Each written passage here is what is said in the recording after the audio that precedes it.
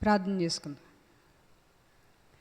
పరలోకమందున్న మా కన్న తండ్రి, మీ ఘనమైన ఉన్నతమైన మహోన్నతమైన నామమునకు వందనములు, స్తుతులు, స్తోత్రములు, కృతజ్ఞతాస్తుతులు చెల్లించుకొనిచున్నాము తండ్రి. పరిశుద్ధుడమైన దేవ, పరలోకమందున్న రాజా, నాయన నీ నామం ఎంత గొప్పది, మీ కృప ఎంత గొప్పది, మీ ప్రేమ ఎంత గొప్పది. మీ కృపతో నడిపిస్తున్న విధానమును బట్టి మీకు స్తోత్రములు నాయన. మీ పిల్లలమైన మేము ఎల్లప్పుడూ మీ యందు భయభక్తులతో బ్రతుకుటకు, ఈ లోకానికి వేరుగా ప్రత్యేకంగా బ్రతుకుటకు మీ కృప దయచేయండి నాయన. ఈ ఉదయకాల సమయమున ప్రభువా, ఇది శుక్రవార దినమున నాయన మీ సహవాసంలో ఉండడానికి, మీ వాక్కులు గ్రహించడానికి చేరి వచ్చిన బిడ్డలను బట్టి మీకు వందనములు. బిడ్డలందరినీ మీరు జ్ఞాపకం చేసుకోండి, కనికరించండి. చెప్పబోతున్న నాకు మీ పరిశుద్ధాత్మ సహాయమును నిండుగా అనుగ్రహించండి. వాక్యాన్ని గ్రహించి మీ పరిశుద్ధమైన గ్రంథాన్ని పరిశీలించి ఆ ప్రకారంగా జీవించుటకు మాకు కృప దయచేయమని కోరుకుంటూ, మీ ప్రియుడు మా రక్షకుడైన యేసుక్రీస్తు వారి యొక్క మహోన్నతమైన నామం పేరిట ఈ ప్రార్థన మనవులు అడిగి వేడుకొంచున్నాం మా కన్న తండ్రి, ఆమేన్. సర్వోన్నతుడైన దేవునికి, మన రక్షకుడైన యేసుక్రీస్తు వారి నామంలో నా నిండు కృతజ్ఞతాస్తుతులు చెల్లించుచున్నాను. కూడి వచ్చిన మీ అందరికి కూడా ప్రభు పేరట నా వందనములు. దేవుడు మనల్ని ప్రేమించి తన కృపలో భద్రపరిచి తన వాక్కులనిచ్చి మనల్ని బలపరిచి నడిపిస్తున్నారు. దేవుడు మనల్ని బలపరిచి నడిపిస్తున్నారు. ప్రతి క్రైస్తవ జీవితము ఈ లోక సంబంధమైనది, శరీర సంబంధమైనది కాదు. ఇది ఆత్మ సంబంధమైనది, పరలోక సంబంధమైనదై ఉన్నది. క్రైస్తవ జీవితం ఏమైనది? ఆత్మ సంబంధమైనదై, పరలోక సంబంధమైనదై ఉన్నది. మనకి ఈ లోకంలో ఉన్నన్ని రోజులు దుష్టుడితో పోరాటము ఉన్నది. మనలో పాప నియమం ఉన్నది, దైవ నియమము ఉన్నది. పాప నియమము లోకం వైపు లాగుతుంటే, దైవ నియమము వాక్యం వైపునకు లాగుతుంది. వాక్యాన్ని జరిగించమని దైవ నియమం చెబుతుంది, శరీర సంబంధంగా జీవించమని పాప నియమం చెబుతుంది.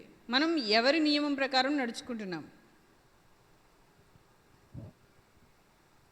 మనం వాక్య నియమం చొప్పున ఆత్మానుసారంగా నడుచుకొనవలసిన వారమై ఉన్నాము. అయితే ఈ దినం ఒక సంగతి మనం పరిశీలిద్దాం. యేసుక్రీస్తు ప్రభువారు శరీరధారిగా ఉన్నప్పుడు మాట్లాడుతూ మత్తయి సువార్త 16వ అధ్యాయము, మత్తయి సువార్త 16వ అధ్యాయము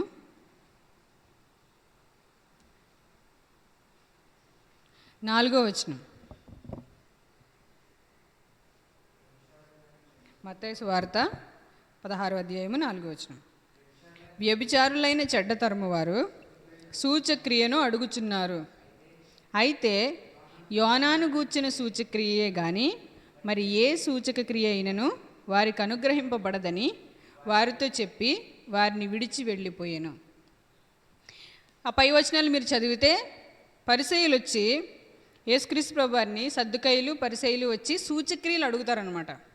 నువ్వు ఏ సూచక్రియ మాకు చూపిస్తావు, ఏ అద్భుత కార్యం నీవు మాకు చూపిస్తావు, నువ్వు దైవకుమారుడు అయితే రుజువు మాకు కావాలి, మాకు సూచక్రియ కావాలి, చూపించు అని అడుగుతున్నారు.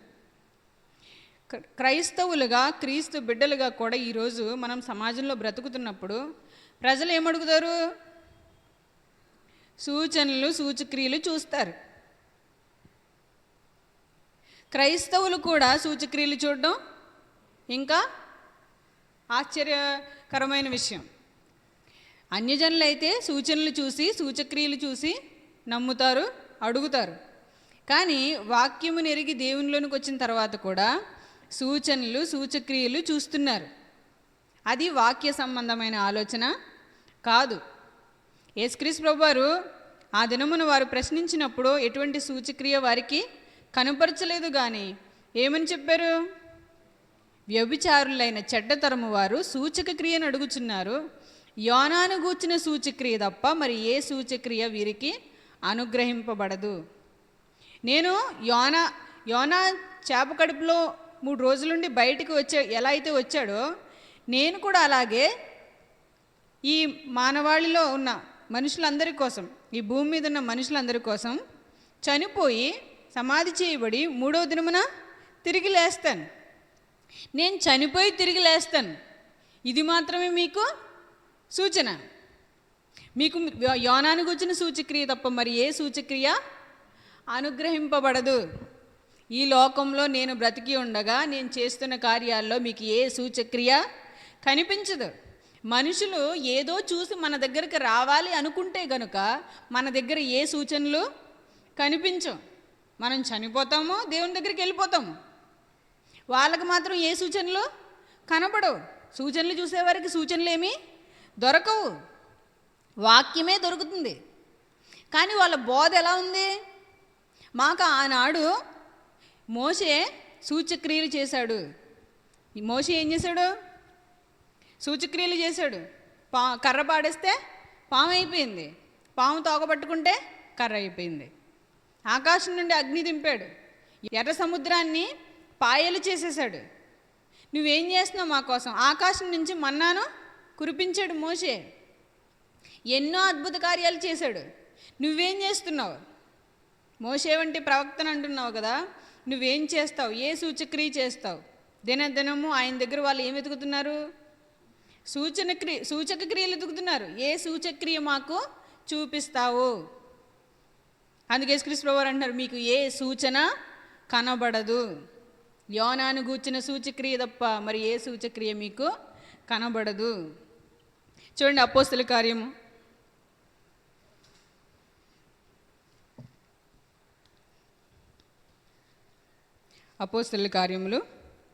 7వ అధ్యాయము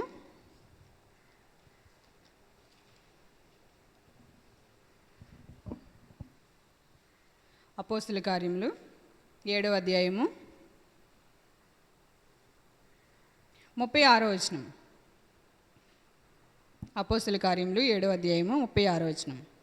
ఇతడు ఐగుప్తులోను ఎర్ర సముద్రములోను 40 ఏండ్లు అరణ్యములోను మహత్కార్యములను సూచక క్రియలను చేసి వారిని తోడుకొని వచ్చెను. ఎవరు? మోషే ఐగుప్తు నుంచి ఇశ్రాయేలు ప్రజల్ని తోడుకొని వచ్చేటప్పుడు ఏం జరిగించాడు? ఎర్ర సముద్రములోను ఐగుప్తులోను 40 ఏండ్లు అరణ్యములోను మహత్కార్యములను సూచక క్రియలను జరిగించుచు వారిని తోడుకొని వచ్చాడు. ఇది దేనికి సూచనగా ఉంది? మీరు మార్కు సువార్త 16వ అధ్యాయంలో చివరి వచనం చూస్తే, మార్కు సువార్త 16వ అధ్యాయము 20వ వచనం. మళ్ళీ ఇక్కడికి వద్దాము. మార్కు సువార్త 16వ అధ్యాయము 20వ వచనం. వారు బయలుదేరి వాక్యమంతటా ప్రకటించిరి. ప్రభు వారికి సహకారుడయ్యుండి వెనువంట జరుగుచూ వచ్చిన సూచక్రియల వలన వాక్యమును స్థిరపరచుచుండెను. ఆనాడు మోషే అద్భుత కార్యాలు మహత్కార్యాలు జరిగించి ఐగుప్తులో నుండి వారిని కనాను దేశానికి తోడుకొని రావడానికి ఆయన ప్రయాణం చేశాడు. ఇక్కడ కూడా అపోస్తలులు సువార్తను ప్రకటిస్తున్నప్పుడు అద్భుత కార్యాలు మహత్కార్యాలు జరిగాయి. ఎందుకు? వాక్యమును స్థిరపరచడానికి, వారికి రక్షణ సువార్తను ప్రకటించడానికి, ప్రభు వైపునకు వారిని నడిపించడానికి, అనేకులైన ప్రజలను క్రీస్తు వైపునకు నడిపించడానికి ఆనాడు కూడా సూచక్రియలు జరిగాయి. ఇది యేసుక్రీస్తు వారు చనిపోయి తిరిగి లేచిన తర్వాత జరిగిన సందర్భం. ఇప్పుడు ఈ మోషే గారు మహత్కార్యాలు అద్భుత కార్యాలు చేసి తోడుకుని వచ్చిన దానికి సూచనగా ఏం జరిగింది? యేసుక్రీస్తు ప్రభు వారు చనిపోయి తిరిగి లేచిన తర్వాత వాక్యమును స్థిరపరచడానికి అద్భుత కార్యాలు సూచక్రియలు జరిగాయి. ఇది ఆ సందర్భం. అయితే వీళ్ళు ఏమడుగుతున్నారు? డైరెక్ట్ యేసుక్రీస్తు వారి ద్వారానే సూచక్రియలు జరగాలని అడుగుతున్నారు. నువ్వు మాకు ఏ సూచక్రియలు చూపిస్తావు? నువ్వు దేవుడు కుమారుడు అయితే నిరూపణ ఏంటి? వీళ్ళ ఆలోచన ఎలా ఉండిపోయింది? సూచక్రియల మీద, అద్భుత కార్యాల మీద, ఆనాడు మోషే చేసిన మహత్కార్యాల మీదే ఉండిపోయింది. కానీ దేవుని కుమారుని మీద, దేవుడు ఏ నియమ నిబంధనలు అయితే వారికి ఇచ్చాడో ఆ నిబంధనల మీద వారి దృష్టి లేదు. దేవుడు నిజానికి ఇశ్రాయేలుకి ఇచ్చిన ఆజ్ఞలలోని పరమార్థాన్ని వాళ్ళు గ్రహించలేదు. అందుకే ఇక్కడ స్టెఫెన్ గారు మాట్లాడుతూ అపోస్తల కార్యములు 7వ అధ్యాయము 37వ వచనం, నా వంటి ఒక ప్రవక్త దేవుడు మీ సహోదరుల్లో మీకు పుట్టించును అని ఇశ్రాయేలులో చెప్పిన మోషే ఇతడే. ఇశ్రాయేలుతో చెప్పిన మోషే ఇతడే. 42వ వచనం, ఈ 40 సంవత్సరాలు వాళ్ళు దేవుని విసిగించారు, అందుకు దేవుడు వారికి విముఖుడై ఆకాశ సైన్యమును సేవించుటకు వారిని విడిచిపెట్టెను. ఇందుకు ప్రమాణముగా ప్రవక్తల గ్రంథమందు ఇలాగూ రాయబడి ఉన్నది. వీళ్ళు ఏం చేశారు? అరణ్యంలో ఉన్నన్ని రోజులు మోషే గారి మాట విన్నారా? వినలేదు. ఆహారం కోసము, సుఖం కోసము, సౌఖ్యం కోసము ఆయనను వేధిస్తూనే ఉన్నారు. ఆయన అన్ని అద్భుత కార్యాలు చేస్తూ, సూచక్రియలు చేస్తూ వాళ్ళని తీసుకొస్తున్నా ఇశ్రాయేలీలు మోషే గారి మాట వినలేదు. ఈనాడు యేసుక్రీస్తు ప్రభు వారు బోధిస్తుంటే శాస్త్రులు పరిసయ్యులు ఏమంటున్నారు? సూచక్రియలు చూపిస్తావో మాకు, ఏ సూచక్రియ మాకు చూపుదువు. సూచక్రియ చూపించిన ఆనాడు ఇశ్రాయేలీలు ఏం చేశారు? నమ్మకపోగా వాళ్ళు ఏం చేశారు? ప్రవక్తల గ్రంథంలో రాయబడి ఉంది ఏమని? ఇశ్రాయేలు ఇంటి వారులారా, మీరు అరణ్యములో 40 ఏండ్లు బలి పశువులను అర్పణలను నాకు అర్పించిదిరా. మీరు పూజించుటకు చేసుకున్న ప్రతిమలైన మొలిక గుడారమును, రంఫాయను దేవత యొక్క నక్షత్రమును మోసుకొని పోతిరి. మీరు ఈ 40 ఏండ్లు నన్ను సేవించిదిరా. నేను చెప్పినట్టు చేశారా? ఎవరు చెప్పినట్టు చేశారు? మీరు మోషే చెప్పినట్టు చేశారా? మోషే ఇచ్చిన విధులని, ఆజ్ఞలను అనుసరించారా? నా కట్టడలను అనుసరించి మీరు నడుచుకున్నారా? లేదు. మీరు మొలికి గుడారమును, రంఫాయను దేవతను పూజించారు తప్ప నన్ను పూజించలేదని దేవుడు వారికి సెలవిస్తున్నాడు ఇక్కడ స్టెఫెన్ గారి ద్వారా. శాస్త్రులు పరిసయ్యులు ఏమడుగుతున్నారు? సూచనలు అడుగుతున్నారు. మోషే ఆనాడు సూచనలు చేశాడు, అద్భుత కార్యాలు చేశాడు, నువ్వేం చేసి చూపిస్తావు? మోషే చేశాడు. ఎందుకు? నా వంటి ప్రవక్త వస్తాడు, అతని మాట మీరు వినవలెను అన్న మాట ప్రకారం అతను చేశాడు. ఐగుప్తు నుండి కనానికి తోడుకుని రావడానికి ఈ అరణ్యంలో 40 ఏండ్లు వాళ్ళ మధ్యలో అద్భుత కార్యాలు మోషే గారు చేశారు. ఇప్పుడు వాక్యాన్ని స్థిరపరచడానికి కూడా దేవుడు అపోస్తలులకి ఆ కృపనిచ్చాడు. వాళ్ళు స్వస్థతలు చేశారు, భాషలు మాట్లాడారు, అద్భుతాలు చేశారు. వాళ్ళు రోగులను ముట్టుకున్నప్పుడు వాళ్ళు స్వస్థత పొందారు. అవన్నీ చేస్తూ దేవుడు వాక్యాన్ని స్థిరపరుచుకుంటూ వచ్చాడు. ఇంకా వీళ్ళు ఏం అడుగుతున్నారు? సూచక్రియలే అడుగుతున్నారు. ఇలా స్థిరపరచబడట్లేదు. ఈనాడు కూడా మనం సూచనలు చూస్తే, అద్భుతాల కోసం, సూచక్రియల కోసం ఎదురు చూస్తే మనకేమీ దొరకదు. ఇది ఒక భయంకరమైన రోగం. ఇది సూచనలు చూసే రోగం అనేది మన హృదయంలో ఏర్పడే భయంకరమైన పాప రోగం. ప్రార్థన మాత్రమే దీని నుండి మనల్ని విడిపిస్తుంది. ప్రార్థన లేకపోతే ఈ భయంకరమైన రోగం నుండి మనం విడిపింపబడలేము. సూచనలు చూస్తున్నారు, సూచక్రియలు చూస్తున్నారు, అద్భుతాలు జరగాలని కోరుకుంటున్నారు. కానీ వాళ్ళు యెహోవాను విడిచిపెట్టి, దేవుణ్ణి విడిచిపెట్టి మొలికి గుడారమును, రంఫాయను దేవతను పూజిస్తున్నారు. ఆవిడని పూజించడం అంటే ఏంటి? దేవుణ్ణి అనుసరించి జీవించడం అంటే ఏంటి? నిజానికి వాళ్ళు వాటిని పూజించడం అంటే ఏంటి? ఎంత ప్రేమ చూపిస్తున్నా దేవుడు అది గ్రహింపక వారి సౌఖ్య సుఖాలనే వారు చూస్తున్నారు. దేవుడు ఆహారాన్ని ఇస్తూనే ఉన్నాడు, నీళ్ళని ఇస్తూనే ఉన్నాడు, వాళ్ళకి అన్నీ కావలసినవన్నీ జరిగిస్తూనే ఉన్నాడు. అయినా సరే మాకు ఇంకా ఏమీ లేవు అనే ధోరణి, దేవుని ప్రేమని గుర్తించలేని ధోరణి. అది దేవుని పిల్లల యొక్క లక్షణం కాదు, దేవునికి తగిన లక్షణం కాదు. అందుకే మీకు ఈ మాట ఎక్కడ ఉంటుంది? ఆమోసు గ్రంథం 5వ అధ్యాయం 25వ వచనంలో ఇప్పుడు మనం చదివిన వచనమే ఉంటుంది. మీరు ఆమోసు గ్రంథం 5వ అధ్యాయం 25వ వచనం చూస్తే ఇప్పుడు మనం ఏ వచనం అయితే మనం అపోస్తల కార్యంలో చదివామో అదే వచనం అక్కడ ఉంటుంది. అయితే ఆ ముందు వచనంలో దేవుడు మనకు సెలవిస్తున్నాడు. 24వ వచనం, నీళ్లు పారినట్లుగా న్యాయము జరగనీయుడి, గొప్ప ప్రవాహము వలె నీతిని ప్రవహింపనీయుడి. దేవుడు ఏం చెప్తున్నాడు? ఇశ్రాయేలు ప్రజలకి? నీతిని జరిగించుడి, నీళ్లు పారినట్లు న్యాయము జరగనీయుడి, గొప్ప ప్రవాహము వలె నీతిని ప్రవహింపనీయుడి. నీళ్లు పారినట్లు ఏం పారాలి? న్యాయము పారాలి. మనుషులకి మధ్య న్యాయము ఉంది. దేవుడు ఏమై ఉన్నాడు? న్యాయాధిపతి అయి ఉన్నాడు. మరి దేవుని పిల్లల దగ్గర కూడా ఏముండాలి? నీతి న్యాయం ఉండాలి. నీతి న్యాయములు ఆయన సింహాసనమునకు ఆధారములు. ఇప్పుడు మనుషుల్లో నీళ్లు పారినట్లు న్యాయము జరగనీయుడి, గొప్ప ప్రవాహము వలె నీతిని ప్రవహింపనీయుడి. మీరు నీతిని ప్రవహింపనీయాలి. మనిషికి నీతి ఉంది, దైవనీతి ఉంది. దైవనీతి ప్రకారం దైవ జనాంగం నడుచుకోవాలి. దేవుని పిల్లలని చెప్పినప్పుడు దేవునికి తగినట్టుగా దేవుని ప్రజలు ఉండాలి.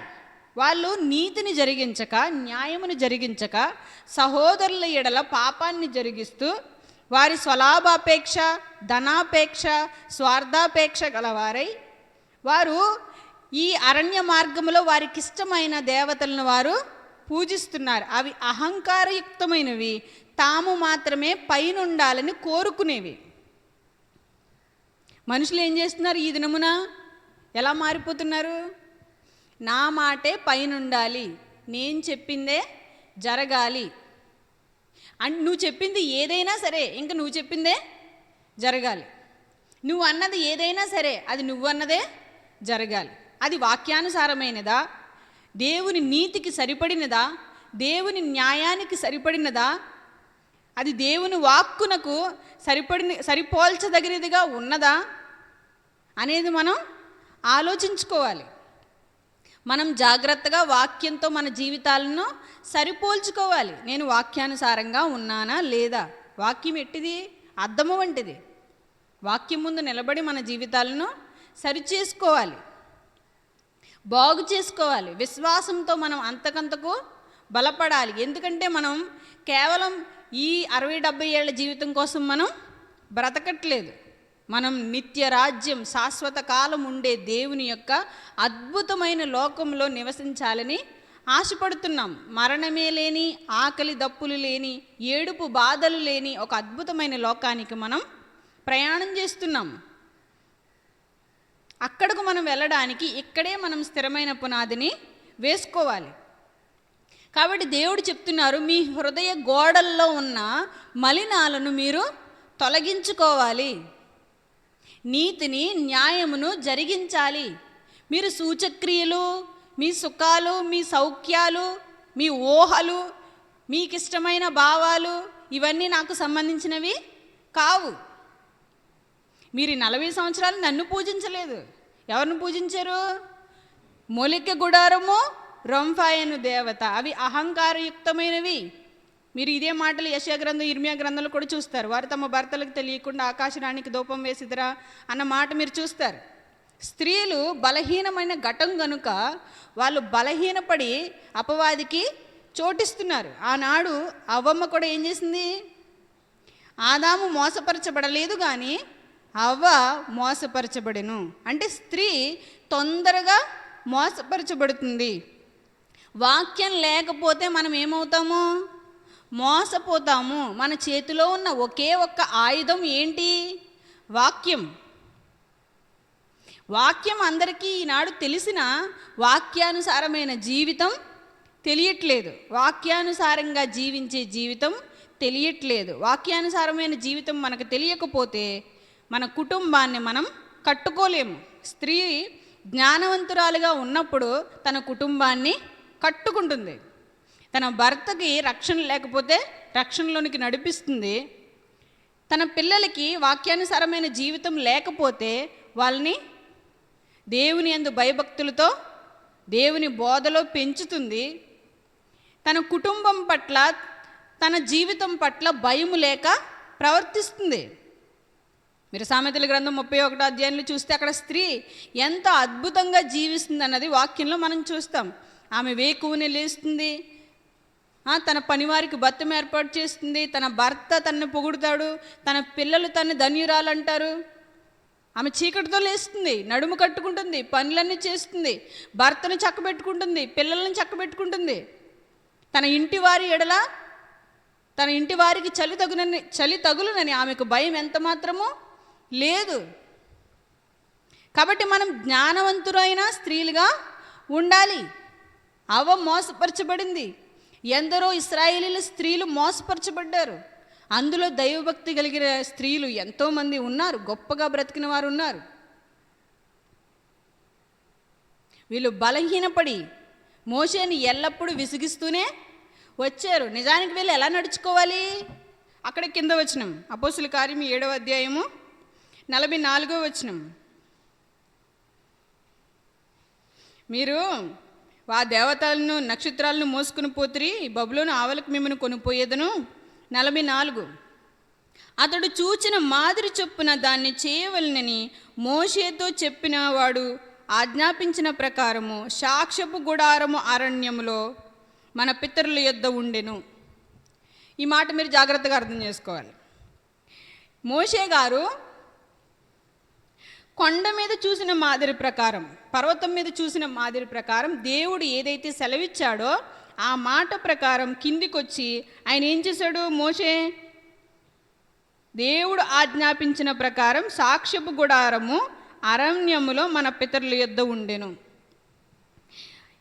కొండ మీద ఆయన ఏదైతే దేవుడు చూపించాడో దాని ప్రకారం ఆయన కిందకొచ్చి సాక్ష్యపు గుడారాన్ని ఏర్పాటు చేశాడు. అప్పుడు దాకా వాళ్ళకి మందసం లేదు, ఆ తర్వాత పరిశుద్ధ స్థలం, అతి పరిశుద్ధ స్థలం, గుడారము, బలిపీఠం ఇవన్నీ లేవు.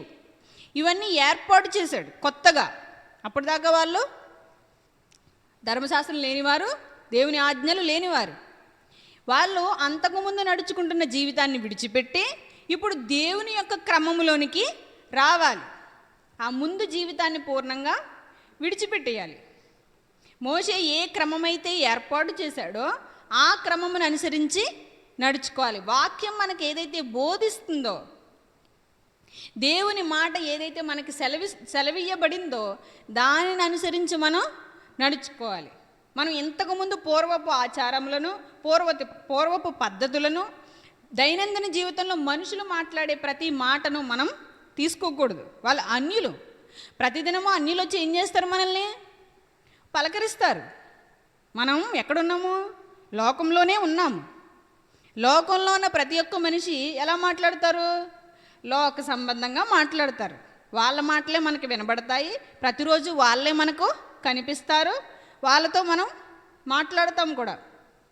వాళ్ళ మాటలు వినిపిస్తాయి, వాళ్ళని చూస్తాము, వాళ్ళతో మాట్లాడతాము. కానీ వారి యొక్క తలంపులు వంటి తలంపులు మనకి ఉండకూడదు. వారి వంటి మాటలు మనం మాట్లాడకూడదు. మన ప్రవర్తన ఎలా ఉండాలి? దేవుడు చూపించిన క్రమము ప్రకారం ఉండాలి. కానీ ఆనాడు ఇశ్రాయేలీకి ఉందా? లేదు. ఈరోజు కూడా మనం ఇశ్రాయేలీని అనుసరించి జీవిస్తే మనం ఎలా తయారవుతాము? ఇశ్రాయేలీలాగానే తయారవుతాము. మనం క్రైస్తవులము, ఇశ్రాయేలీలము కాము. యూదులు సూచక్రియలు అడుగుతున్నారు. యూదులు ఏమడుగుతున్నారు? సూచక్రియలు అడుగుతున్నారు. గ్రీసు దేశస్తులేమో జ్ఞానము వెతుకుతున్నారు. అంటే యూదులు ఎక్కడ ఆగిపోయారు? సూచక్రియలతో ఆగిపోయారు. వాళ్ళు ఎక్కడికి వెళ్ళినా ఏం అడుగుతున్నారు? సూచక్రియలు. వాళ్ళ బుర్ర నిండా సూచక్రియలు. వాళ్ళు చూస్తే సూచక్రియ. వాళ్ళకి ఏం కావాలి? సూచక్రియ కావాలి, అద్భుతం జరగాలి.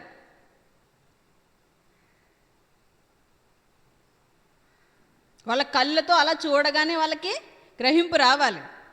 మోషే చేసినట్టు చెయ్యాలి. అలా చేయకపోతే నమ్మరు. యేసుక్రీస్తు ప్రభువారు అలా చేశారా? చేయలేదు. ఆయన వాక్యమై ఉన్నాడు. వాక్యాన్ని మన కోసం తెచ్చాడు. ఆయన మనకు జీవాహారాన్ని తెచ్చాడు. ఆయనే జీవాహారం.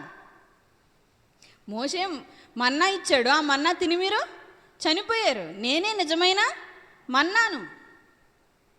మీరు నీతిని న్యాయాన్ని జరిగించక అహంకారంతో మిమ్మల్ని మీరు కనపరుచుకుని మీ మాట నెగ్గించుకుని మనుషులు, చుట్టుపక్కల మనుషులు చెప్పినట్టు మీరు నడుచుకుంటే మీలో వాక్యానికి ఎంత మాత్రము చోటు లేదు.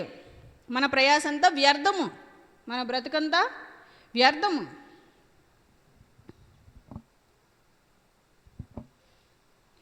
మత్తయి సువార్త మరలా మనం ముందు చదివాం కదా. మత్తయి సువార్త 16వ అధ్యాయము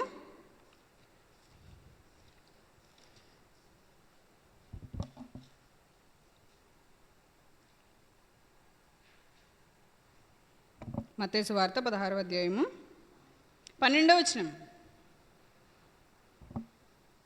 అప్పుడు మత్తయి సువార్త 16వ అధ్యాయము 12వ వచనం. అప్పుడు రొట్టెల పులిసిన పిండిని గూర్చి కాదు గాని పరిసయ్యులు సద్దుకయ్యులు అని వారి బోధన గూర్చియే జాగ్రత్త పడుడని ఆయన తమతో చెప్పినని వారు గ్రహించిరి.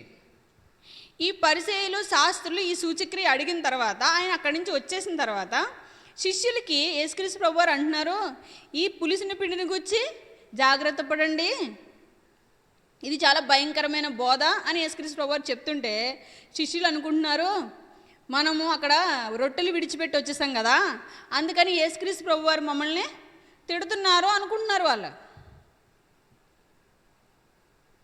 ఎలాంటి బోధగా పోలుస్తున్నారు యేసుక్రీస్తు ప్రభువారు?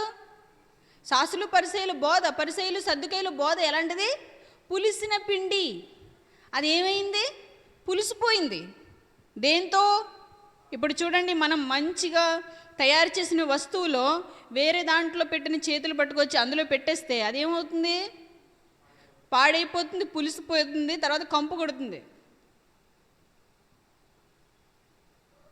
పాలలో, స్వచ్ఛమైన పాలలో ఏ నిమ్మకాయ పిండిని చేతిలో తెచ్చి పెట్టేసామనుకోండి, ఏమవుతుంది?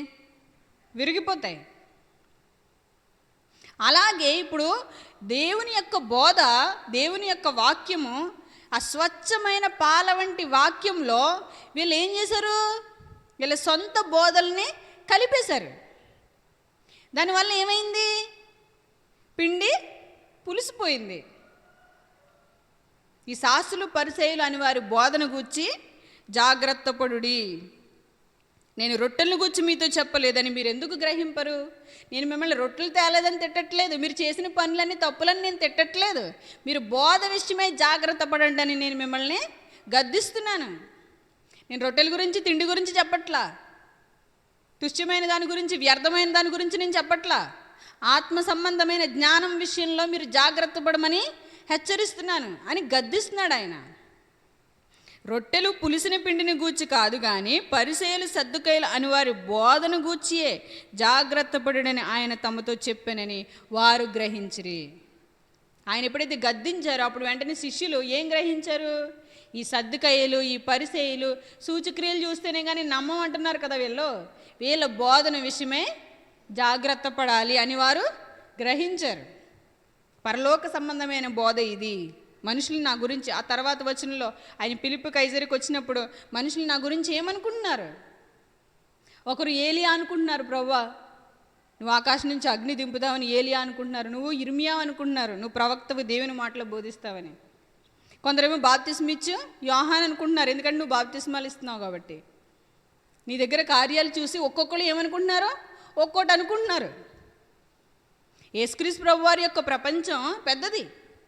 ఒక కోణంలోంచి చూసిన వారికి ఏలియాలా కనిపిస్తున్నారు ఆయన, ఒక కోణంలోంచి చూసిన వారికి ఇర్మియాలా కనిపిస్తున్నారు ఆయన, ఇంకో కోణంలోంచి చూసిన వారికి బాప్తిస్మ ఇచ్చి యోహాన్లా కనిపిస్తున్నారు. నిజానికి ఆయన ఎవరు కాదు, ఆయన దేవుని యొక్క కుమారుడు. సీమోను బరియోనా, నీకు నేను ఎలా కనిపిస్తున్నాను? పేతురు, నేను నీకు ఎలా కనిపిస్తున్నానంటే అప్పుడు పేతురు అంటాడు, నువ్వు దేవుని కుమారుడివి. ఏంటండి? సజీవుడైన దేవుని కుమారుడువు, నువ్వు దైవ కుమారుడివి, నువ్వు రాజువు, నువ్వు ప్రభుడివి, ఇశ్రాయేలుకి రాజువు నువ్వే. ఇది నీకు కేవలం మనుషుల వలన తెలియబడింది కాదు, దేవుని వలన మాత్రమే నీకు ఇది బయలుపరచబడింది. అందరూ యేసుక్రీస్తుని దైవ కుమారుడుగా గుర్తించలేదు. యేసుక్రీస్తు ప్రభువారి దగ్గర సూచనలు చూస్తున్నారు. ఈయన దగ్గర ఏమైనా సూచనలు ఉన్నాయా? అద్భుత కార్యాలు ఉన్నాయా? ఈయన ఎలా చేయి పెడితే ఎలా ఫలించేస్తున్నాయా? ఇలా ఆయన చేయి పెడితలోకి బంగారం వచ్చేస్తుందా? ఆయన చేయిని పెడితలోకి వజ్రాలు వచ్చేస్తున్నాయా? వైడూర్యాలు వచ్చేస్తున్నాయా అని చూస్తున్నారు వాళ్ళు.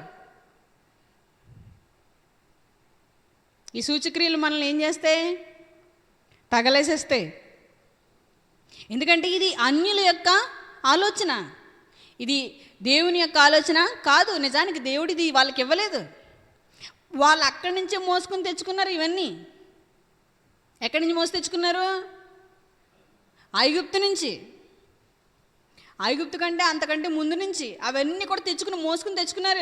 వీళ్ళు దేవుడి దగ్గరకు వచ్చిన తర్వాత కూడా దేవుని మాట వినలేదు, దేవుడిని విసిగించారు. అందుకే దేవుడు వారికి విముఖుడై మీరు నన్ను కానీ పూజించారా అని వాళ్ళని త్రోసివేశాడు. ఇప్పుడు మనం ఆనాటి ఇశ్రాయేలీల్లా ఉండకూడదు, క్రైస్తవుల్లా ఉండాలి. దీన మనస్సును మనం ధరించాలి, ప్రేమను ధరించాలి, సిలువను చూడాలి, మన హృదయానికి స్వస్థత జరగాలి. క్రీస్తు రక్తము చేత మన హృదయ రోగానికి మందు వేసుకోవాలి. క్రీస్తు రక్తాన్ని మన ద్వారబంధముల మీద రాసుకోవాలి. రాసుకోకపోతే ఈ అపరిశుద్ధత మన హృదయ గోడల మీద ఉండిపోయిన ఈ మచ్చ, డాగు, ముడతలు పోవు. మన చూపు స్వచ్ఛమైనదై పవిత్రమైనదై ఉండాలి తప్ప సూచక్రియలను చూసేదిగా ఉండకూడదు. ఇది భయంకరమైన ప్రమాదం. ఇది మంచి వాక్యాన్ని, శ్రేష్టమైన వాక్యాన్ని, పవిత్రమైన వాక్యాన్ని చూడకుండా మన కన్నులు మూసేస్తుంది. అపవాది ఏం చేస్తాడు? అవిశ్వాసులైన మనోనేత్రాలకి గుడ్డితనం కలుగజేసేస్తాడు. వాళ్ళకి ఏమొస్తుంది? గుడ్డితనం వచ్చేస్తుంది. వాక్యం ఎంత మాత్రం వాళ్ళకి కనిపించదు. దేవుని కార్యాలు ఎంత మాత్రము వారికి కనిపించవు. దేవుడు అహంకారులను ఎదిరించి దీనులకి కృప అనుగ్రహించును. ఆయన దీనులకి ఎక్కువ కృప అనుగ్రహించును. ఆయన దీనులకు మాత్రమే కృపిస్తాడు. ఆయన ఎవరైతే తగ్గించుకుంటారో వారి దగ్గరే ఉంటాడు, కానీ అహంకారులకి ఉండడు. అహంకారులకి శుభ్రంగా ఉన్నవే నచ్చుతాయి, అందంగా ఉన్నవే నచ్చుతాయి. కుంటోళ్ళు, గుడ్డోళ్ళు, బలహీనులు ఇలాంటి వాళ్ళు నచ్చరు. కానీ యేసుక్రీస్తు ప్రభువారు ఎవరి దగ్గరికి వెళ్ళారు? కుంటి వాళ్ళ దగ్గరికి, గుడ్డి వాళ్ళ దగ్గరికి, అంగహీనుల దగ్గరికి, పక్షవాయువు గల వారి దగ్గరికి, మనుషుల చేత కుష్టు రోగులుగా సమాజానికి దూరంగా వెలివేయబడిన వారి యొద్దకి ఆయన వచ్చాడు. ఆయన నీతిమంతుల కొరకు రాలేదు, ఆయన పాపుల కొరకే వచ్చాడు. పరిశుద్ధుడైన దైవ కుమారుడు పాపుల కోసమే వచ్చాడు. నీకు అందంగా ఉంటేనే కానీ నచ్చదు, మంచిగా ఉంటేనే కానీ నచ్చదు, నీకు సొట్టుంటే నచ్చదు, మచ్చుంటే నచ్చదు. కానీ మన బ్రతుకంతా మచ్చలే, మన బ్రతుకంతా డాగులే. దేవుడు ఏమని సెలవిస్తున్నాడు మనకి? మనుషులందరూ కూడా ఎవరి స్వరూపం? దేవుని స్వరూపం. ప్రతి మనిషిని తారతమ్యాలు లేకుండా ప్రేమించేవాడు దేవుడు. పక్షపాతము లేకుండా తీర్పు తీర్చేవాడు దేవుడు. ఆయన న్యాయాధిపతి, ఆయన నీతిమంతుడు. అందుకే మనకు కూడా నీతిమంతులుగా ఉండండి, న్యాయాన్ని జరిగించండి అని మనకి బోధిస్తున్నాడు. మీరు దీనత్వం ధరించకపోతే, తగ్గించుకోకపోతే మీరు దేవుని పిల్లలు కానే కారు. నీతిని జరిగించకపోతే, న్యాయాన్ని జరిగించకపోతే మీరు దేవుడి పిల్లలు కాదు. మీరు సహోదరుల్ని ప్రేమించకపోతే, తారతమ్యాలు చూస్తే, మీకు భేదాభిప్రాయాలు ఉంటే, మీకు విపరీత వాదాలు ఉంటే మీరు దేవుడి పిల్లల్ని ప్రేమించట్లేదు. మనకి ఇజ్రాయేలీని మన కళ్ళ ముందు పెట్టాడు దేవుడు. ఇజ్రాయేలీలు అందరూ చెడ్డవారా? కాదు. అందులో నుండి చాలామంది భక్తులు కూడా ఉన్నారు, వచ్చారు. క్రైస్తవులుగా దీన మనస్సు ధరించి, క్రీస్తును ధరించి, సిలువ వేయబడిన క్రీస్తును ధరించి, క్రీస్తు రక్తాన్ని ఆశ్రయించి దీన మనస్సుతో కృపలో బ్రతకవలసిన మనము ఈరోజు జ్ఞానం పేరట, మన జ్ఞానం మనల్ని చెడగొట్టింది, మన విద్య మనల్ని చెరిపేసింది. మనం అహంకారులుగా చెడుతనముని ఆధారం చేసుకున్నాము. పాడైపోయింది మన జీవితం, మన సాక్ష్యం పాడైపోయింది, మన బ్రతుకు పాడైపోయింది, మన మాటలు పాడైపోయాయి. ధనంతో బేరీ చేసుకుంటున్నాం. మనం దేంతో బేరీ చేసుకుంటున్నాం? డబ్బుతో బేరీ చేసుకుంటున్నాం. ధనం కంటే గొప్పది సహోదర ప్రేమ. సహోదరుని కాపాడుకుంటున్నామా, వస్తువులను కాపాడుకుంటున్నామా?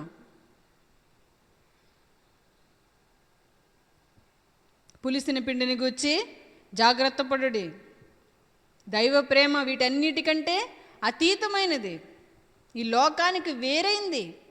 పరలోకము నుండి దిగి వచ్చింది వాక్యం.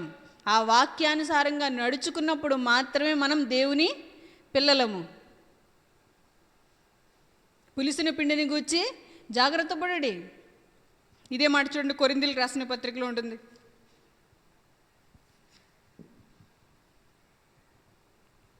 కొరింథీయులకు రాసిన మొదటి పత్రిక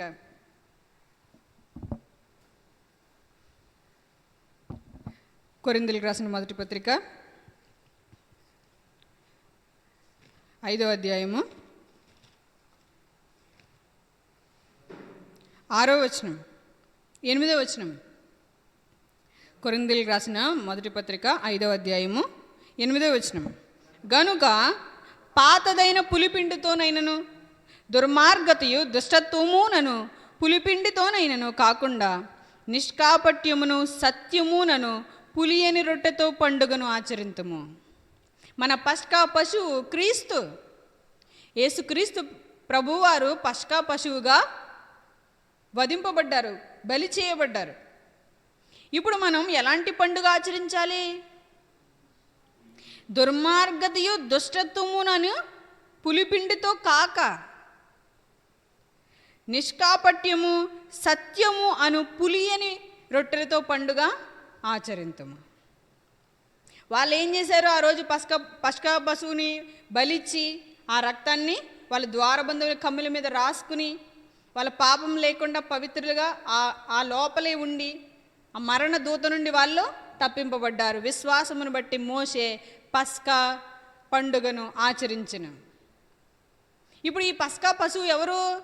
యేసుక్రీస్తు ప్రభువారు. ఈ రొట్టె ఏంటి?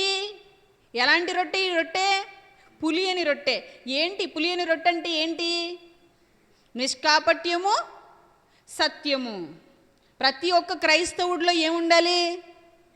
కపటము ఉండకూడదు, నిష్కాపట్యము ఉండాలి, సత్యము. నీ సత్యమందు వీరిని ప్రతిష్ఠించుము, నీ వాక్యమే సత్యము. వాక్యం ఎప్పుడైతే మన నడవడికలోనికి వస్తుందో అప్పుడు అది సత్యము. వాక్యం మనం చదువుకున్నంతసేపు వాక్యమే. వాక్యాన్ని మనం అనుసరించి జీవించినప్పుడు అది సత్యము. సత్యమందు వీరిని ప్రతిష్ఠించుము. యేసుక్రీస్తు ప్రభువారు అపోస్తలుల గురించి ప్రార్థన చేస్తూ, తండ్రి వీరిని సత్యమందు ప్రతిష్ఠించు, సత్యం వీరిలోనికి వచ్చేయాలి, వీళ్ళు సత్య సంబంధులుగా నడుచుకోవాలి, సత్య సంబంధంగా ప్రవర్తించాలి. కాబట్టి సత్యము నిష్కాపట్యము అని పులియని రొట్టెతో మనం, పులియని పిండితో మనం, పులియని రొట్టెలతో మనం పండుగ ఆచరింతము. పస్కా పశువేమో క్రీస్తు, ఈ రొట్టెమో నిష్కాపట్యము సత్యము. ఇట్టి పండుగను మనం ఆచరించాలి. దుర్మార్గతతోనూ దుష్టత్వంతోనూ కాదు. సంఘంలో పాపం జరుగుతుంటే, అపవిత్రత జరుగుతుంటే ఎందుకు మీరు మాట్లాడలేదు? పాపాన్ని ఖండించేవారు ఒక్కడు కూడా మీ సంఘంలో లేరా అని పౌలు గారు మాట్లాడుతూ, మీరు అతిశయించడం మంచిది కాదు. 6వ వచనం, మీరు అతిశయించడం మంచిది కాదు, పులిసిన పిండి కొంచెమైనను ముద్దంతయు పులియజేయనని మీరు ఎరుగరా? మీ చిన్న తప్పు మీలో ఉంటే మొత్తం అన్ని తప్పులైపోతాయి. చిన్న పాపానికి మీరు చోటిస్తే ఆ పాపం అలా అలా కప్పిపుచ్చుకోవడానికి అనేక పాపాలు అయిపోతాయి. మీరు పరిపూర్ణంగా మీ దేహాన్ని దేవుడికి సమర్పించకపోతే, మీ హృదయంలో చోటు దేవునికి సంపూర్ణంగా ఇవ్వకపోతే పాపం మిమ్మల్ని విడిచిపెట్టి పోదు. కొంచెం మనం పెరిగేస్తాం కదా, పాలలో పెరిగి ఎంత వేస్తాము? చాలా తక్కువ వేస్తాము.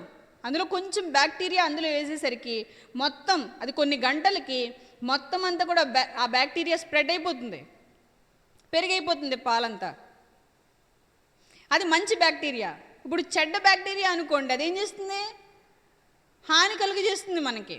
అలాగే ఇది చెడ్డది పులిపిండి. కొంచెం పిండి, పులిసిన పిండి ముద్ద తెచ్చి మంచి పిండి ముద్దలో వేసేస్తే ఏమవుతుంది? పిండి అంతా పులిసిపోతుంది అని మీరు ఎరుగరా? మీకు తెలీదా?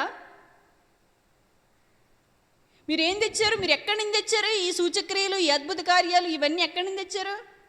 అన్య దేశాల నుంచి అప్పు తెచ్చుకున్నారు మీరు. ద్వితీయోపదేశకాండంలో 18వ అధ్యాయం మీరు చదివితే ఈ విషయాలన్నీ మీకు అర్థమవుతాయి. మనకు చెప్పడానికి ఆలస్యం అవుతుంది కనుక మీరు ఇంటికి వెళ్ళిన తర్వాత ఈ 18వ అధ్యాయం అంతా మీరు చదువుకోండి. ద్వితీయోపదేశకాండము 18వ అధ్యాయము. ఇవన్నీ మనం విడిచిపెట్టాలి, లేకపోతే మనం పరలోక సంబంధమైన జీవితాన్ని భూమి మీద జీవించలేము. కొంచెం పులిపిండి మనలో ఉన్న, కొంచెము భయము, కొంచెము లోక సంబంధమైన ఆలోచనలు మనలో ఉన్న, మనకి ఏమవుతుంది? ముద్దంతా కూడా చెడిపోతుంది. ద్వితీయోపదేశకాండము 18వ అధ్యాయము అంతా చదవడానికి మనకు సమయం సరిపోదు కాబట్టి 9వ వచనం చూడండి. 9వ వచనం, నీ దేవుడైన యెహోవా నీకు ఇచ్చుచున్న దేశమున నీవు ప్రవేశించిన తరువాత ఆ జనముల హేయ కృత్యములను నీవు నేర్చుకొనకూడదు. నీ చుట్టుపక్కలున్న ప్రజల ప్రకారం, నీ చుట్టుపక్కలున్న అన్య ప్రజలు ఆచరించే పద్ధతులు, వాళ్ళ ఆలోచనల ప్రకారం నువ్వు ఎంత మాత్రము నడుచుకోకూడదు. అవి హేయ కృత్యములు, అసహ్యమైనవి. అవి అసహ్యమైనవి. వాటిని నువ్వేం చేయాలి? అసహ్యించుకోవాలి. వాటిని నువ్వు ఎంత మాత్రము జరిగించకూడదు. తన కుమారులైనను తమ కుమార్తెలైనను అగ్నిగుండము దాటించువాన్నైనను, శకునమును చెప్పువాన్నైనను, శోధి చెప్పువాన్నైనను, మేఘశకునములు గాని సర్పశకునములు గాని చెప్పువాన్నైనను, చిల్లంగివాన్నైనను, మాంత్రికున్నైనను, ఇంద్రజాలికున్నైనను, కర్ణపిశాచి నడుగువాన్నైనను, దయ్యముల యొద్ద విచారణ చేయువాన్నైనను మీ యొద్ద ఉండనియ్యకూడదు. అంటే వీళ్ళు చాలా సూచనలు చూస్తారు, వీళ్ళు చాలా శకునాలు చూస్తారు, చాలా దయ్యముల సంబంధమైన ఆలోచనలు చూస్తారు, చెడును బాగా ఆలోచిస్తారు.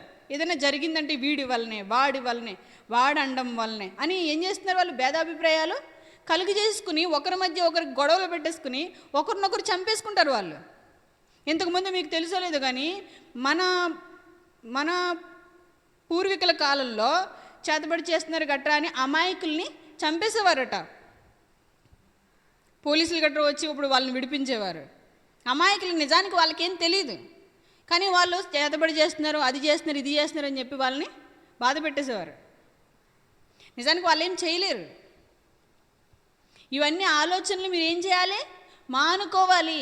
నేను చెప్పిన ఆజ్ఞల ప్రకారం మీరు నడుచుకోవాలి. సర్పశకునము, చాలామంది పాము కరిస్తే పగబట్టేస్తుంది, ఏదో తొక్కితే ఏదో అయిపోద్ది, ఏదో చూస్తే ఏదో అయిపోద్ది, ఎక్కడికో వెళ్తే ఏదో వచ్చేస్తుంది.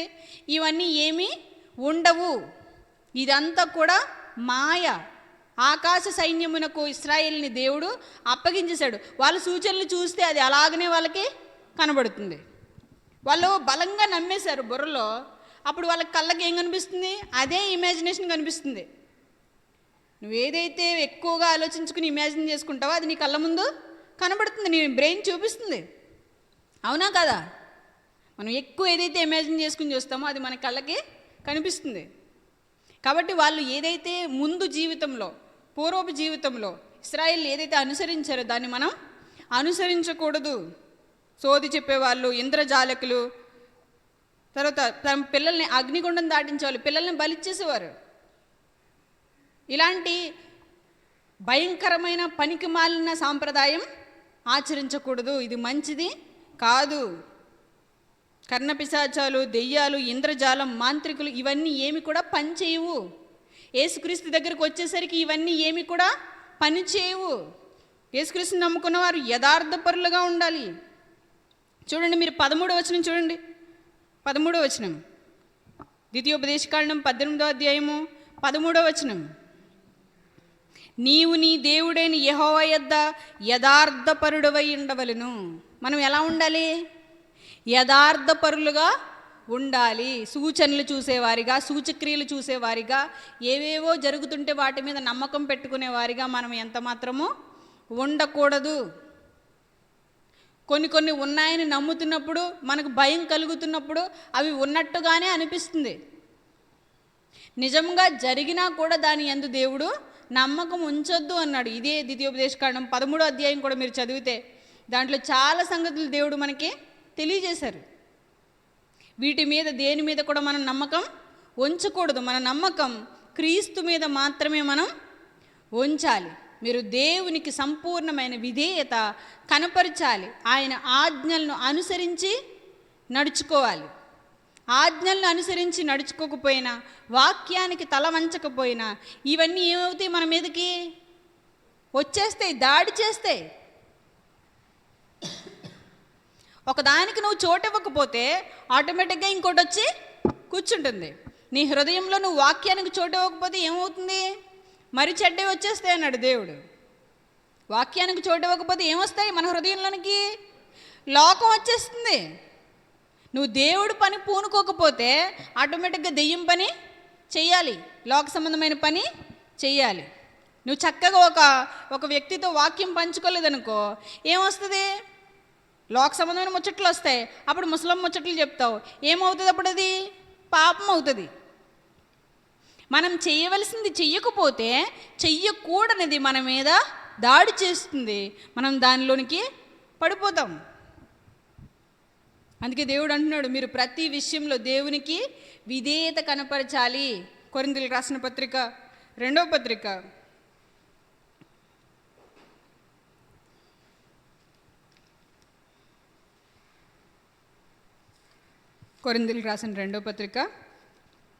10వ అధ్యాయము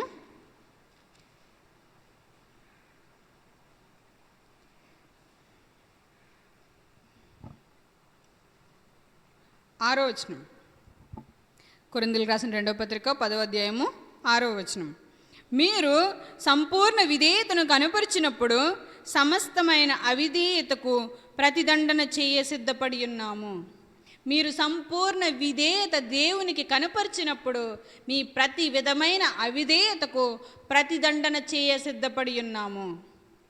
మీరు ప్రతి విషయంలో వాక్యానికి చోటిస్తేనే, వాక్య సంబంధమైన జీవితం జీవించడానికి మిమ్మల్ని మీరు అప్పగించుకుంటేనే మీ అవిధేయతకు ప్రతిదండన జరుగుతుంది.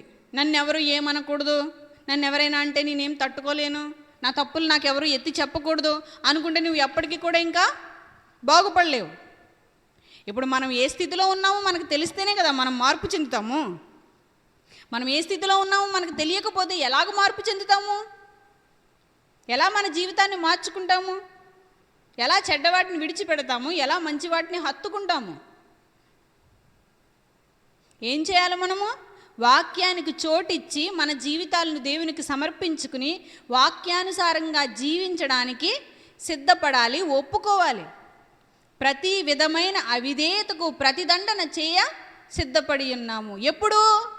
మీరు సంపూర్ణ విధేయత కనపరిచినప్పుడు. మీరు కొద్దిగా విధేయత చూపిస్తుంటే నేనేం మిమ్మల్ని బాగు చేయలేను. మీరు అప్పుడే వచ్చి మెరుపులా కనిపించి అట్టే వెళ్ళిపోతే మీకు నేనేమి చెప్పలేను. దేవుడు అంటున్నాడు, మీరు సంపూర్ణమైన విధేయత కనపరచాలి, ప్రతి విధమైన అవిధేయతకు ప్రతిదండన చెయ్యాలి. చెయ్యకపోతే వాక్యం మనలో ఉండదు. వాక్యంలో మనం స్థిరంగా పాతుకోవాలి, బలంగా పాతుకోవాలి.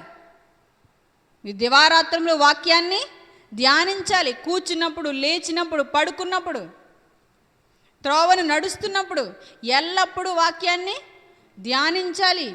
ఎందుకంటే లోకం యొక్క ప్రభావం వాక్యం మనలో ఉండకుండా చేసేస్తుంది. వాక్యం మనలో ఉండకపోతే ఆత్మ సంబంధమైన కార్యాలు మనలో జరగవు. ఆత్మ సంబంధమైన కార్యాలు జరగకపోతే మనం ఫలించలేము, మనం మూడుబారిపోతాం, అహంకారులుగా మిగిలిపోతాం. వాక్యం మనల్ని గద్దిస్తున్నప్పుడు మన హృదయాలను కఠినపరుచుకోకూడదు, మనుషుల మీదకి నేరాలను మోపేయకూడదు. ఒప్పుకోవాలి, ఒప్పుకుని వాటిని విడిచిపెట్టాలి. సత్యం ఏంటో మనం గ్రహించగలగాలి, సత్యానికి మనం చోటు ఇవ్వగలగాలి. ఏది వెలుగో ఏది చీకటో నీకు తెలియకపోతే నువ్వు ఎలా దేవునికి చోటు ఇవ్వగలవు? నువ్వు దేవునికి చోటు ఇవ్వాలి, వాక్యానికి చోటు ఇవ్వాలి. వాక్యమే స్థిరము, వాక్యము నిరంతరము నిలుచును. వాక్యానుసారంగా జీవించువాడు నిరంతరము నిలుచును.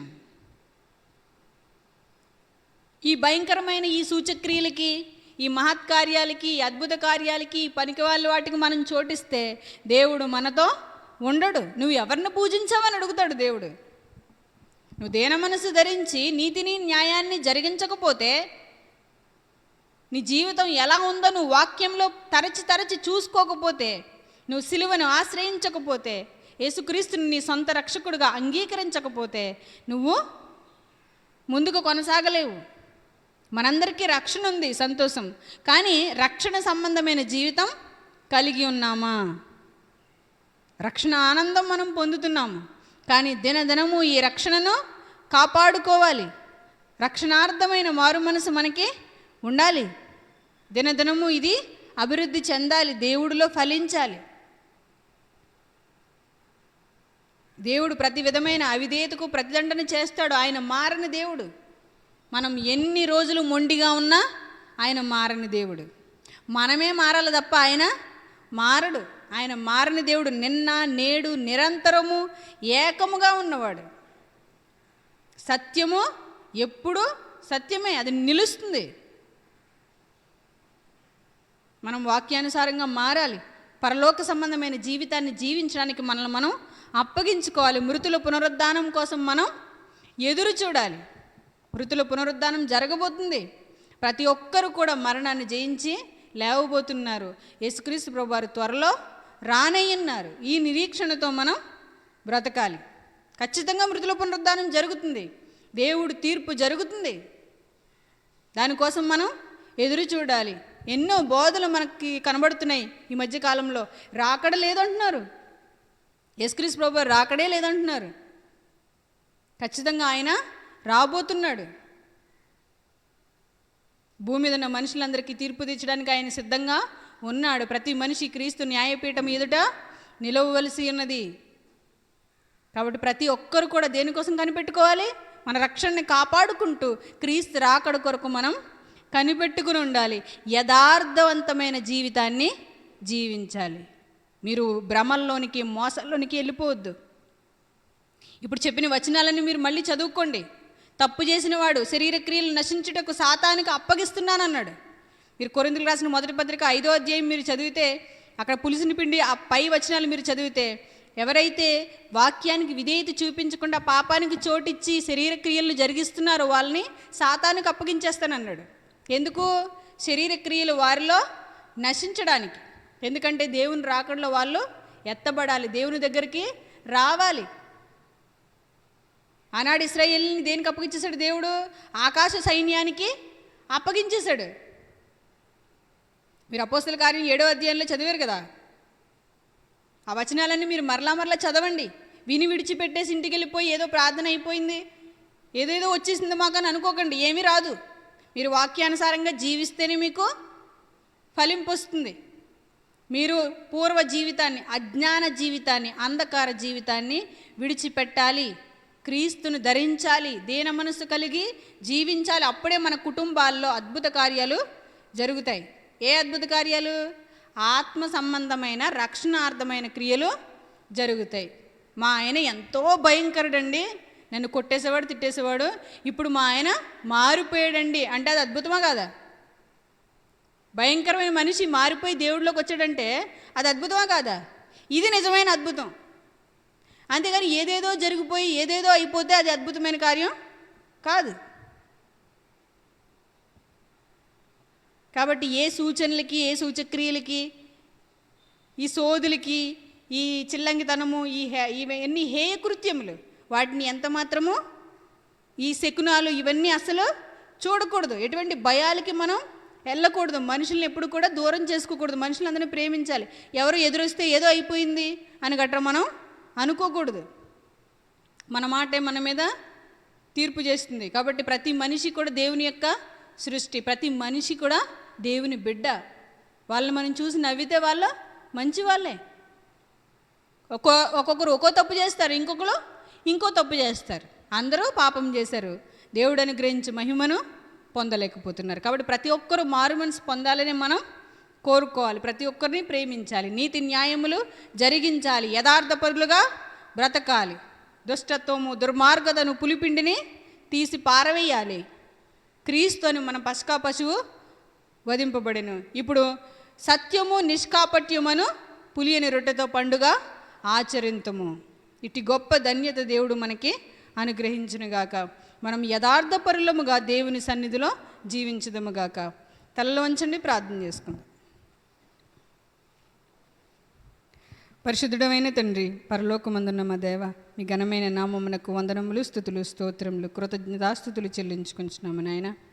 ప్రభా, మేము ఈ లోక సంబంధులుగా సూచనలకి, సూచక్రియలకు, ప్రభా ఇదిగోనైనా లోక సంబంధమైన ఆలోచనలకు ఎంతమాత్రం చోటివ్వకుండా, ప్రభా మీ శిక్షను కొని తెచ్చుకునేవారిగా కాకుండా సాతాను మాయలో చిక్కుకుపోయేవారిగా కాకుండా నాయన ఇదిగో మిమ్మల్ని మాత్రమే సేవించేవారిగా, మీ మాట మాత్రమే వినేవారిగా, మీకు ఇష్టమైన క్రమమైన జీవితాన్ని నాయన జీవించడానికి మీ కృపను మాకు నిండుగా అనుగ్రహించండి. మీ వాక్యాన్ని గ్రహించి మీ ఆత్మను నాయన కలిగి మీ కొరకు ఉన్నతంగా బ్రతకడానికి మాకు సహాయం చేయండి. మా బలహీనతలన్నిటి నుండి మమ్మల్ని విడిపించండి. ఇదిగో ఎందరైతే సూచనలు చూస్తూ సూచక్రియలు చూస్తూ ఏవేవో తలంపులకు చోటిస్తూ బలహీనతలతో నాయన విసిగి వేసారిపోతున్నారో నాయన అట్టి వారిని మీరు జ్ఞాపకం చేసుకోండి, విడిపించండి, బలవంతులుగా మీ సన్నిధిలో నిలబెట్టండి. ఆత్మల రక్షణార్థమై ప్రయాసపడుటకు, వారి కుటుంబాలను మీలో నిలబెట్టుకొనుటకు ప్రయాసపడుటకు బిడ్డలకు మీరు జ్ఞానమునిచ్చి వివేకమునిచ్చి మంచి మనస్సాక్షినిచ్చి నడిపించండి. యథార్థపరులుగా, సత్యవంతులుగా, నిష్కపటులుగా ప్రభువా నీ సన్నిధిలో బ్రతుకుతూ వారు ఎటువంటి భయమునకు బెదరక, ఎటువంటి లోక సంబంధమైన ఆలోచనలు పెట్టుకోక మీ కొరకు మాత్రమే నమ్మకంగా బ్రతకడానికి ప్రతి ఒక్క బిడ్డకి మీరు సహాయం చేసి నడిపించమని వేడుకుంటూ, మేమందరము క్రీస్తును ధరించి క్రీస్తు వలె మీ కొరకు యథార్థపరులుగా బ్రతుకుటకు కృపదయిచ్చేయమని కోరుకుంటూ, మీ ప్రియుడు మా రక్షకుడైన యేసుక్రీస్తు వారి యొక్క మహోన్నతమైన నామం పేరిట ఈ ప్రార్థన మనవులు అడిగి వేడుకుంటున్నాం మా కన్న తండ్రి. ఆమెన్. అందరికీ వందనాలు.